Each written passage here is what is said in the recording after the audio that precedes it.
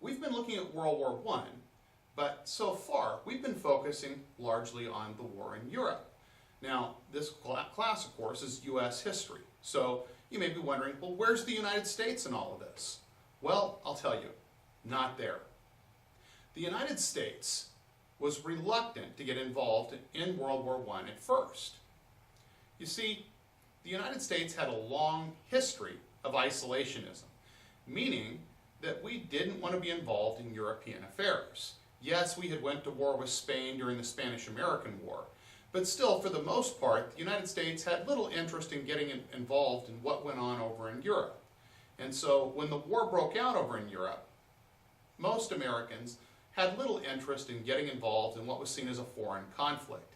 At the same time, many immigrants that had come to the United States had a loyalty to their home country and sided with their home country in the war. Because immigrants had come from many of the different countries involved, most Americans didn't really feel a need to take sides. However, privately, U.S. President Woodrow Wilson supported the British cause.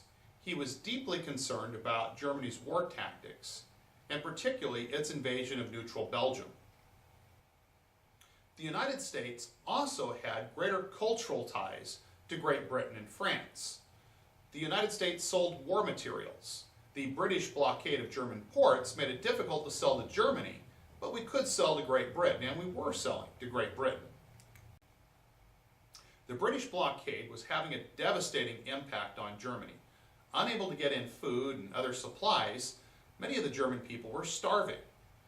In order to combat the British blockade, Germany developed a technique using its new U-boats, which stood for Unterseeboot, meaning undersea boat or submarine. They used these to sink ships that were delivering war materials, and they declared the waters surrounding Great Britain to be a war zone. They had warned people not to sail there. Now, on the home front in the United States, many Americans really weren't following the war that closely, and U.S. President Woodrow Wilson was reluctant to try to restrict travel to and from the countries at war, particularly Great Britain. So in May of 1915,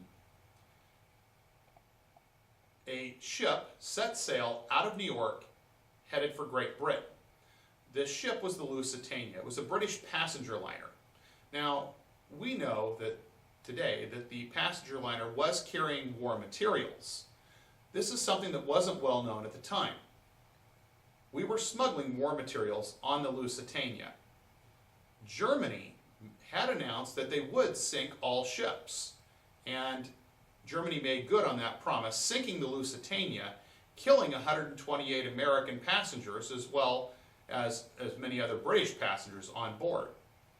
Now, this angered many Americans, and in response to this, the United States condemned the action, and Germany issued the Sussex Pledge, promising that they would only sink supply ships.